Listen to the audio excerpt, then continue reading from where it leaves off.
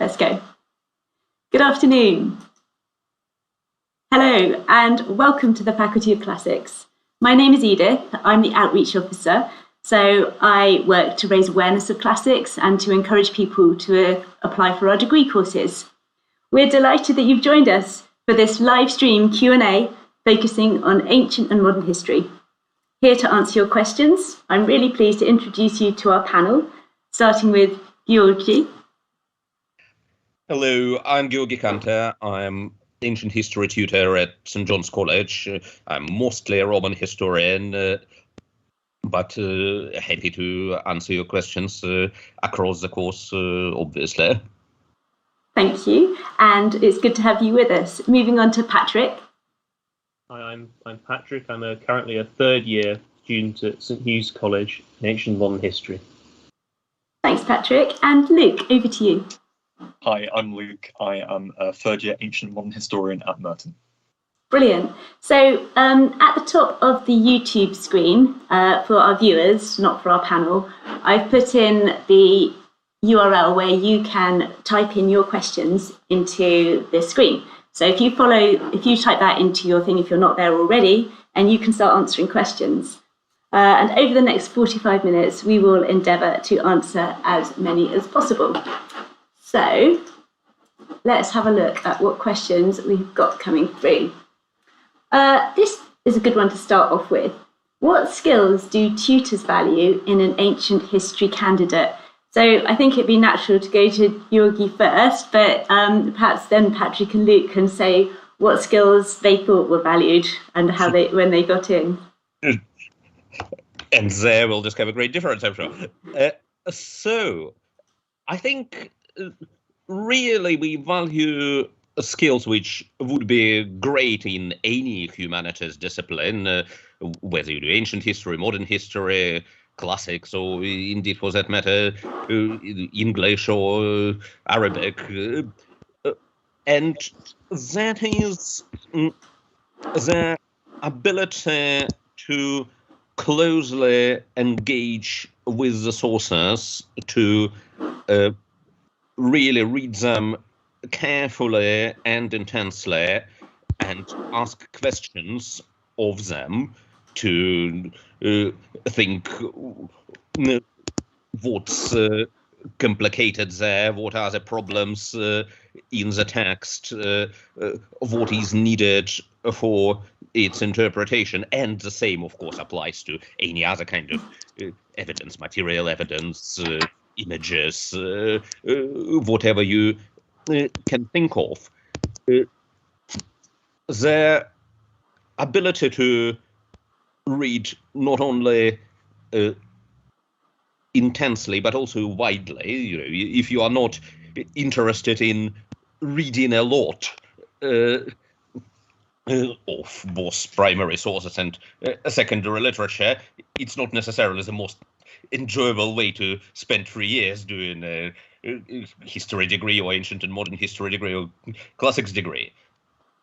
And of course, then the ability to step back from that and think about the big picture. What are the big questions in ancient history? Why does it matter? And of course, different students and different academics, for that matter, will have these crucial skills in different combination. Some people are better at big questions, some people are better at close, minute analysis, and good historians come in all shapes. And on top of it all, of course, like with any university degree, be it history or mathematics, we look for students who are excited about this specific area of knowledge, who find it fun and entertaining and interesting and relevant. And that's, I think, it. Thank you, Georgi. So what we're talking about is the skills that are valued in ancient history candidates. We'll go to Luke now. What do you think helped you get your place at Oxford? It's an interesting balance, I think, between this passion and conviction that Georgi referred to, but also a willingness to admit when you are lost, when you don't know the correct answer, when you might need clarification, and this kind of excitement to respond to that feedback, to be willing to adapt in the moment, to take feedback on board, but not be daunted by perhaps not knowing everything or being wrong about something, but to find that in some ways liberating and exciting. Thanks, Luke. Lieutenant. Patrick. I felt that one thing that was really important was sort of primary source work, and maybe more so than a main school history degree. The ability to work deftly with your ancient primary sources. You spend a lot of time with them, so being able to deal with them and find new and exciting ways to use them. Every paper and every essay. Amazing. So and just go ahead. If you forgive me, it is of course. That what we are talking about here is ability, not experience, potential. That's not really how A-levels in history work. We are not looking for people who already done enormous amount of close work with ancient sources. That's not the kind of profile of candidate we are desperately searching for. We are looking for people who are interested in doing this kind of thing and have the potential to do it. Brilliant. And just to our viewers, we are live, and the www you can see at the top of the screen. If you follow that, you can find a place to type your questions in. So moving on to our next question. Oh, this one's looking ahead into the future. What are the different career opportunities that AMH graduates generally grab? So maybe we have a think about what your aspirations might be, what you've seen friends go on to do. Georgi, what do you know that people do? Shall we start with Patrick? Well, I'm currently, I'm sure Lucas as well, both thirds. I'm currently applying for graduate programs at the moment. But I know a lot of AMH people that I know are looking at something like the civil service. Graduate fast stream for the civil service is a big one for humanities in general, and also a classic historian path, but also for AMH is the law, solicitors, barristers, that kind of thing. I know a couple of people who became teachers as well. I think that's another classic avenue. I think there's broadly the same. I don't think it's any more limited than any other humanities degree. That it's kind of the same broad skill set of independent research and analytical skills that will stand you in good stead for a wide range of careers. And Luke? Yeah, I would agree. Law, teaching, and civil service were all my first thoughts. I'm personally applying to go on to do a master's, so certainly going to further academia is an option. But on what Patrick said about how it might set you instead compared to standard history, one of the great benefits of AMH is you get to work with material sources a lot in terms of archaeology. So perhaps if you were thinking of going down a heritage or museology route, that could be quite useful.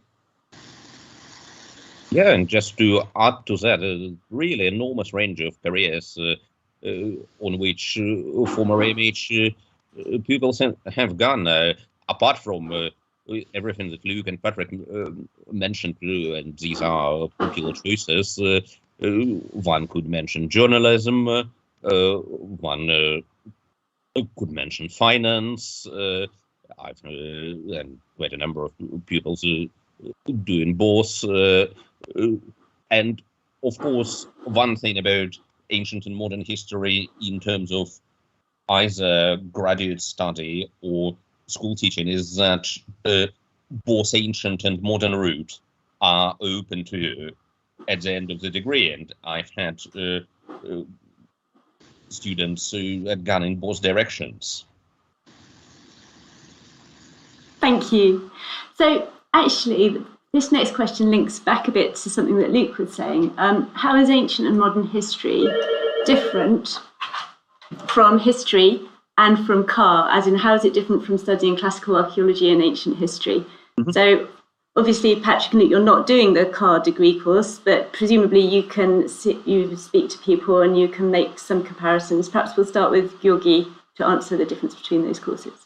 So the difference with CAR is that in CAR you can't do modern history. You can't do anything later than late antiquity. You can get basically down to the 7th century AD, and you can't do anything later than that. You can't do medieval or modern. But you do get to do more on material evidence and on technical archaeology. You can do some of that in ancient and modern history, but it will be a much smaller part of the degree. And one significant difference is that CAR students do a compulsory fieldwork excavation experience at the end of their first year, and then a museum project instead of a dissertation. And AMH dissertation can well be concerned with material evidence, and there are plenty of opportunities through support of the colleges or the Faculty of Classics to go on archaeological excavation if you are an AMH student and you're interested in that, but that's not a compulsory part of the degree. But on the other hand, CAR doesn't have this enormous, broad comparative range that AMH offers, where you can do French Revolution in parallel to political turmoil in the late Roman Republic, let us say. Yeah. Oh, I'm on mute. So, Luke or Patrick, have you got anything to offer on that? Did either of you consider picking CAR? I would say that CAR wasn't really on my particular radar, because I've always wanted. I was deciding really between applying for history or applying for classics, and I liked both. And I felt that my main interest in classics was really in the ancient history side, rather than stuff like drama and philosophy. I more preferred the sort of history stuff. Although saying that, I'm doing a paper the next term on Cicero's philosophical thought and political thought. So that's, there's definitely opportunities for more classics-focused stuff in the AMH degree. I think it's fair to say that AMH is probably closer to history than it is to CAR in terms of methodology in general. I guess you're more like, it's more like history degree in terms of essays and what you're really doing. But I think AMH is pretty much, it's much broad. It's so much more you can do than either in CAR or modern history. Your time frame is so much larger. I think it's a really great kind of happy medium between the two subjects. Yeah, I chose to do AMH because I didn't really know what era of history I was most interested in. I knew I wanted to go down in the history aspect, but I'd really enjoyed doing both classics and history at A-level, so an opportunity to mix those two eras together was quite useful. And I found that really enlightening across the course of my 3 years, in that the comparative perspective it gives you, being able to look at something from, say, the mid-Republic in Rome, and then look at something from the 20th century in Europe, and compare those two and see what through lines there are, but also what differences there are. It enriches your understanding of both of them. And when you see certain themes of philosophy or literature kind of cropping up again and again throughout history, having that ancient basis for it is it's very helpful. So the variety and the breadth of ancient modern history is what drew me in comparison to just the standard history course. And whilst we're comparing courses, we've got a good question here. Would we be expected to learn some Latin or Greek during the course for ancient and modern history? One can learn Latin or Greek, or indeed at different time both. It's not a requirement for this course. I think that answers that. Patrick or Luke, have either of you taken Latin or Greek? Yes, in my first year I did an advanced Latin course to sort of refresh my my A-level Latin, which had got a bit rusty. I'll say that for it. And in my second year I did a year-long course of ancient Greek, which I hadn't done to any real level, which was really great. I don't think either are strictly. They're not absolutely necessary for the degree, but I think they are. I would say they are useful for what I do. A bit of sort of extra detail, having Latin or Greek, but they're not. I mean, I don't think you were required to learn them for anything. Yeah, I would say that I have no experience in Latin and Greek whatsoever. I haven't done it here since coming to Oxford, and it hasn't disadvantaged me in any way. And indeed, you do deal with a lot of cultures that don't use Latin or Greek. I did papers on both the Islamic world and the medieval China. So you're working in a variety of cultures, in a variety of translations. So don't worry if you're not interested in taking Latin and Greek. Perfect. So just more generally, this question, what does a day in the life look like for an AMH student? So we're thinking, what sort of time do you have to get up?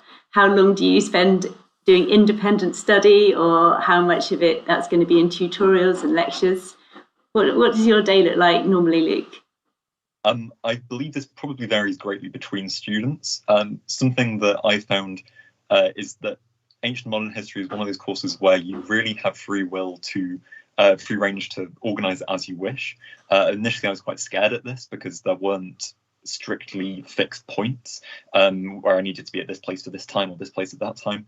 But within the first kind of couple of weeks, I got used to that, and I quite enjoyed the freedom it gave me. So I might spend an entire day in the library. I might spend, say, an hour over lunch watching a lecture. But in terms of contact hours, they're very flexible, and you can really just arrange it as you like. So it's very difficult to give a precise day, or at least the options I've chosen mean that I vary greatly depending on what paper I'm doing. Patrick, what about you?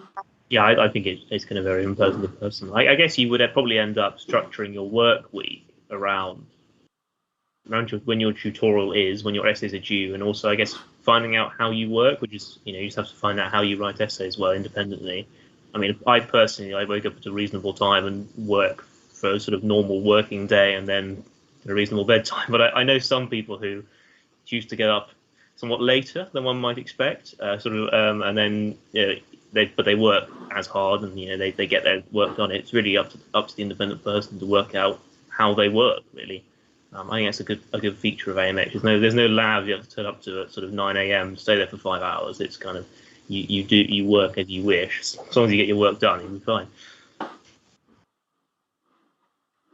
Thanks, that's great. I'm just looking at the next one. I'll ask the question as it's written, and then I might just talk a bit more about it.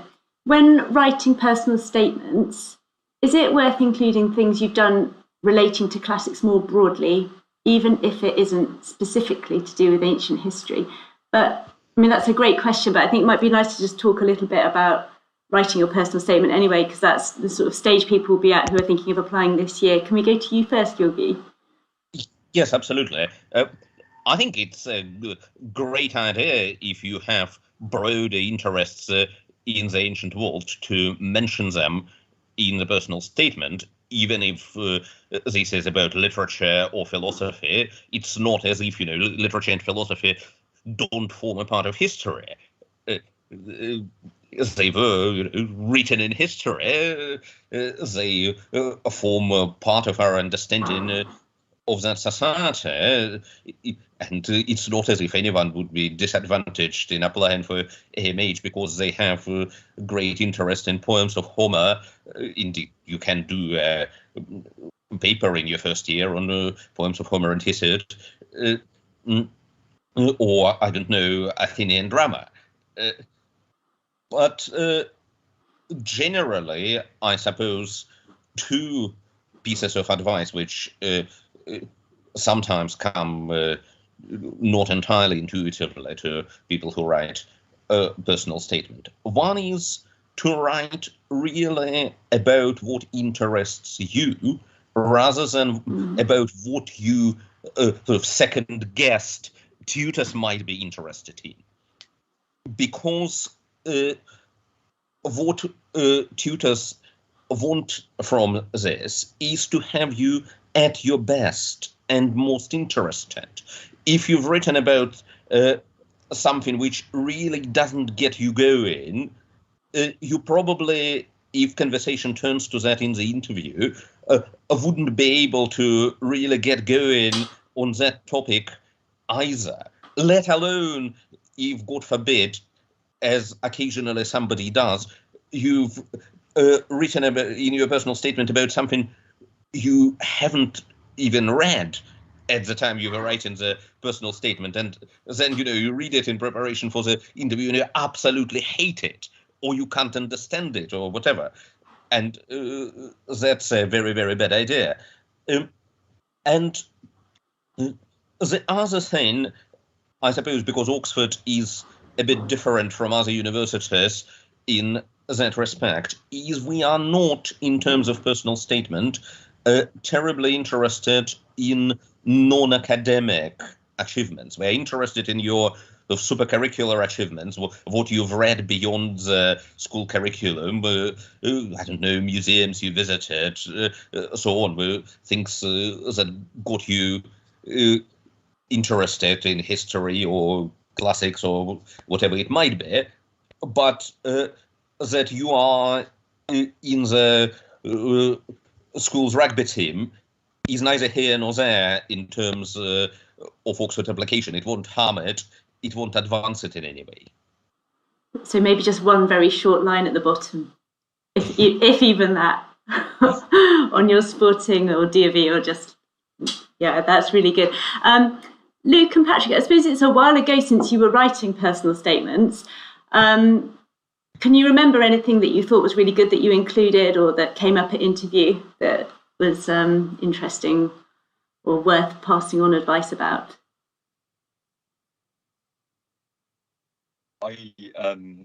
During my interview process, one of my interviews, I think, was based entirely on my personal statement. So the tutor picked out certain sentences that I'd mentioned, and I think I'd spoken in my personal statement about how I'd attended a local history club.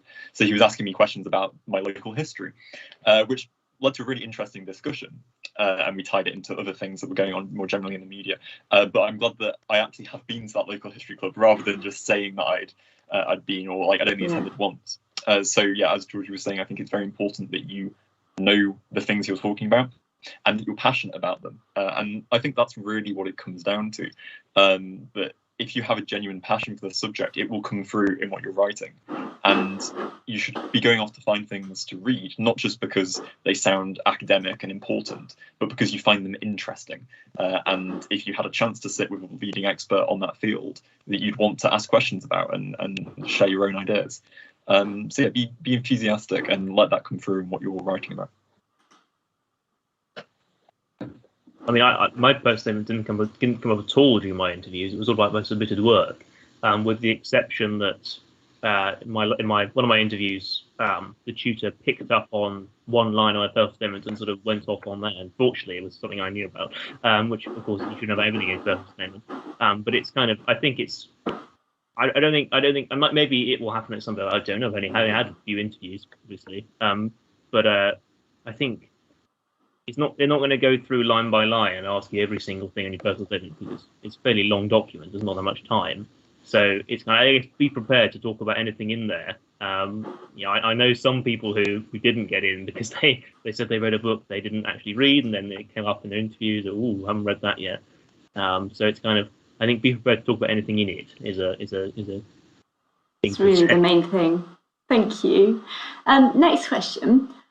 Are there any international students studying AMH? What would you suggest a prospective international applicant who doesn't have much experience in writing formal essays at school? So, two parts to that question. Do you want to start, Georgie? Do you want me to reread parts of it? Well, there are international students, obviously. I wouldn't, off the top of my head, be able to say how many international students are there at the moment, but we do admit them regularly. I had some at St. John's, my college, myself. Of course, they bring, as everyone does, different perspectives based on their background. It can be incredibly fascinating. You can know all sorts of things about, history of their countries, which actually their tutors here don't know, for one thing. But in terms of pre-submitted work, the pieces of schoolwork to send in, if the school system, as is the case in some countries, doesn't really have a place for the kind of longish essays which people produce in A levels and which people do in A levels in England would be sending in. It would be good to talk to your school teachers and ask them to set you a longer essay in a subject you are thinking of whatever it might be for somebody applying for MH, history, classical civilization, various equivalents of that in different school systems. And just ask them, set me a question, maybe more than once. Don't, do it once, send your very first effort at writing an essay ever in your life. Try your hand a few times before doing that. Thank you. Luke or Patrick, do you have anything to add to that? International students in on your course? Only to say that I know one. That's really all I can say. Yes, there is. I think the other person at my college is an international student, in fact. So yes, there are. Yeah, same here. 50% of the AMHs at Merton are international students, but that's because there's only 2 of us. So. I always like it when people ask this. What has been everyone's favourite AMH module to learn about or teach? So I'm going to go to Luke first. I'll put you on the spot a bit. What have you enjoyed the most out of the course so far? Oh, I knew this answer straight away. It's Religions of the Greek and Roman World.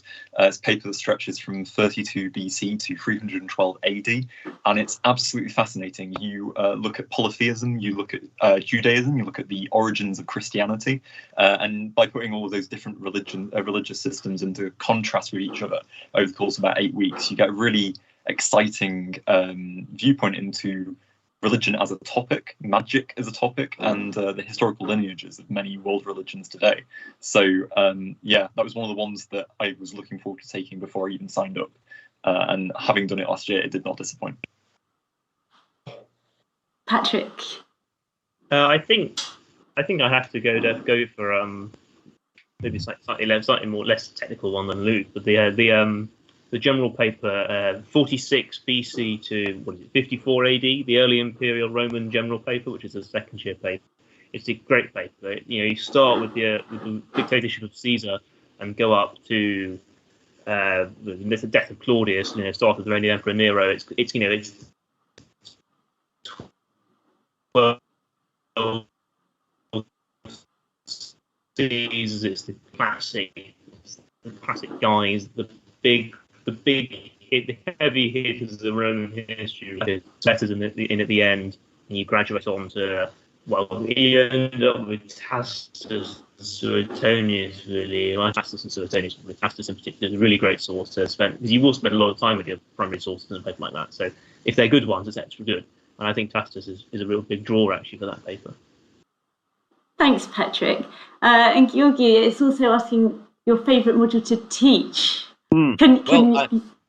I teach both of the papers Luke and Patrick mentioned, and I agree these are absolutely fantastic papers, both of them. But I'll have to pick another paper, my colleague Neil MacLean and I designed together a few years ago, and that's Greek City under Rome, and that's this special subject for finals with really very close analysis of institutional and social and cultural setup of cities in the Greek East under Roman rule, and we think it's a very fascinating window into how Roman imperialism works, how Greek culture develops under Rome, how you can analyze power politics on this small urban scene very closely, and both of us enjoy teaching it enormously. Thanks, Georgi. Oh, we haven't had any questions about interviews yet. What is the interview like, and what sort of things did you have to talk about? Well, I mean, I had 3 interviews, so I ended up being pulled. So my initial college, I had a modern history interview, which was modern history, modern side of the AMH course, and that was about the French Revolution. It ended up being about the French Revolution, and I was asked to compare Theresa May and Louis XVI. That was that period. That was when it was when I was having the interview. That was interesting. But in my ancient history interview I was given a source and I was asked to talk about it. I was given what was it? I think it was an inscription from some Greek city in Asia Minor, and I was asked to give my opinion on the source and talk through it. But as I understand it, it varies pretty wildly what you end up doing in these interviews. So. I also had 3 interviews at the college I applied to. One was based almost entirely around my personal statement, so we just had a nice chat about various parts of it that the tutor was interested in. There was a second interview which was on the submitted work, so the tutor had read the essay that I'd sent in on the Reformation, and he basically just went through each paragraph of it and questioned me on it, which I found quite scary. I think of the 3 interviews, that was one that I didn't feel the most comfortable with, but that was remedied by my third interview, which was the ancient history interview, in which I was given a text I'd never seen before. It was some writing by Polybius about Roman funerals, and then we just talked about it for 20 minutes and went through the various thoughts I had in the 10 minutes or so that I'd had to read it, and then I was allowed to ask questions, and we saw where the conversation went from there. So all 3 interviews were mostly just kind of conversations, and in many ways they felt like mini tutorials. So a nice opportunity to have an interesting chat with an expert, but also to learn some things yourself. And I came away from my final interview thinking that if I hadn't got in, I had a very nice week and some really interesting chats. So I was quite happy with it. So it's worth coming anyway, just for the interviews. Quite. Georgi, what's your take on the interview process, and do you enjoy doing it?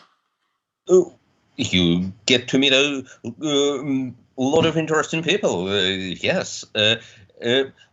What I probably should say from the tutor's perspective is that one thing interviews are absolutely not about is tripping students up, or all of these scare stories, silly questions about the banana, tutors trying to throw you off. It's actually in many ways the opposite. We are trying to draw out the best and most interesting in the students. We really want them to do their best, and sometimes you'll get additional interviews in other colleges because there is a feeling in the college you initially interviewed had that nerves might have got the better of you, but there was something there which needs another look. And most components of what can come up in an interview, I think Patrick and Luke mentioned. The other thing probably to say was things like preset text passage to read or image to look at, can be that. One important thing is, again, don't try to second guess what the right answer tutors are expecting is. There isn't any right answer. They're interested in your thought process, in your ability to question that passage. They don't expect any preconceived knowledge, and not worth repeating reams of things that you learned by heart at school. Concentrate really closely on what's actually in front of you. And that is, I think Luke's comparison was exactly on the point, really is like a mini tutorial. As indeed with discussing your essay, just be there, be in the moment, as it were, think on your feet, and it will all go well and you'll enjoy it. Thank you. I think we've got just time for these last 2 questions, unless any really good ones pop through at the last minute. This one's about the sort of topics that you would study as part of the course. The question is, is AMH exclusively modern and classical history, or can you also study topics in between? So, like debugging any myths that you might imagine just from the actual title of the degree course. Patrick, do you want to go first? Well, I think again, it's just problem with the degree title. I think more according to Oxford, modern history starts at about 285 AD. It's some silly year. I'm sorry, I feel that feels disloyal of me to say. It's an arbitrary. I think modern history doesn't mean modern. If you were doing a history degree, modern history would mean 19th century onwards. But modern history here just means not classical. So absolutely yes, it's everything in between, because that is modern history according to the degree. It's just an error with the title. Luke? Yeah, I absolutely want to second that. I came into this degree having done at A-level the Romans and the Cold War, so ancient and modern was very much where my mind was at, and I'm coming out of it planning to apply for a medieval history masters. So medieval history is a really large field and a very significant part of the degree. Some excellent courses allow you to do everything from the Crusades to the Vikings to the Aztecs to the Abbasid Caliphate in the Middle East. The medieval history side of it, if that's what you're interested in, is a really vibrant field. And I would highly recommend, if you've never looked at it, to have to give it a go, because you've got all of these options ahead of you, and that's probably one of the most exciting. And Georgi? Yes, I've got really nothing to add to it. Anything in between, second millennium BC and present day is your oyster. It's just don't be tricked by the title. And the last question I've got, it's a bit of a cheeky one. What college does everyone go to, and what makes it particularly special for studying ancient and modern history? Georgi, you've already mentioned St John's a couple of times. Well, it would be terribly unfair to single out St John's. We're all here in different colleges. I think different colleges all offer fantastic opportunities. And the thing is, each year, probably about a third of candidates end up not in a college that they initially applied for. And by the end of first week of first term, somehow, without any exception I've heard of in nearly 20 years of teaching at Oxford, they all become incredible patriots of the college they ended up in, whatever the original plan was. So do, of course, take a look, think whether you prefer a large college or a small college, whether you prefer a college that is very central, St John's is a straight opposite classics faculty in the very center, or a bit off the beaten track further on, I don't know, St Hilda's or Lady Margaret Hall would be a bit of a longer walk from the very center of town. Whether you prefer a college with a large group of AMH students or a smaller group. But in the end, there are fantastic tutors everywhere, a lot of resources shared between the colleges, provided through the faculties, history and classics, lectures, library resources, and so on. And you'll do well wherever you are. Thank you, Luke. Yeah, I would absolutely echo that. I think whichever college you go to, you're going to have a great experience at AMH. If for no other reason than you often get sent out to other colleges to be taught. So yes, I go to Merton, but I've also had tutors who've taught me at St Cat's, at Wadham, at Worcester, at Mansfield, and a variety of others. So you do get an entire experience of the university rather than being confined to college. That said, Merton is the best college at Oxford, and we have a range of really fantastic experts on everything from Sicilian epigraphy in the Middle Republic to Chinese communist furniture in the 20th century. So yeah, check out Merton, but also think about whether or not you could call that place home. Don't base your decision entirely on the expertise of the fellows there. Patrick. Yeah, I just thought I'd speak to getting up any other college you're not actually applying to. So I applied to Corpus Christi, which is a very small central college, just next to Merton, in fact, of course. Merton sidecar, some might call it. But I ended up at St Hugh's, which is the opposite. It's the furthest out, well, apart from Wolston. It's the further north than Lady Margaret Hall. It's much bigger.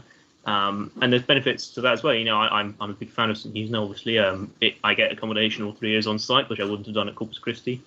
And you know, obviously, we just have to look to the ancients to realise it's the best college on the basis that as the first out college, we get much exercise. And as Cicero tells us, you know, exercise is very important for the person in public life.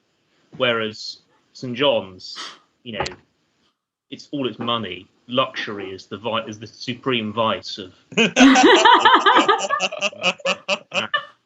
It's frankly vulgar, and it's evidence of moral rot, as is frankly Merton. Just evidence. It's not my, you know. I'm just stating fact, really. I think it's a bit silly to get too hecked up over which college you're applying for. It can't. It's again. I've been taught all over the block as well as I don't think I've been taught in college yet, actually. So I don't think it's too much of a thing to worry about. To focus supremely on which college you're going to, because they're all good. Some are better than others, obviously. No, they're not. They're all good, and you won't be stuck in college anyway for your degree. So thank you so much. I'm going to wrap it up now. A really big thank you to everybody who's watching and for sending in such a great range of really interesting questions. I'm really sorry we didn't get time for quite all of them. And a really big thank you as well to Georgi, Patrick and Luke for giving up your time. I just want to say good luck to everybody who applies, and we hope to see you here soon next October. Thank you. Everyone, and thank you, Liv.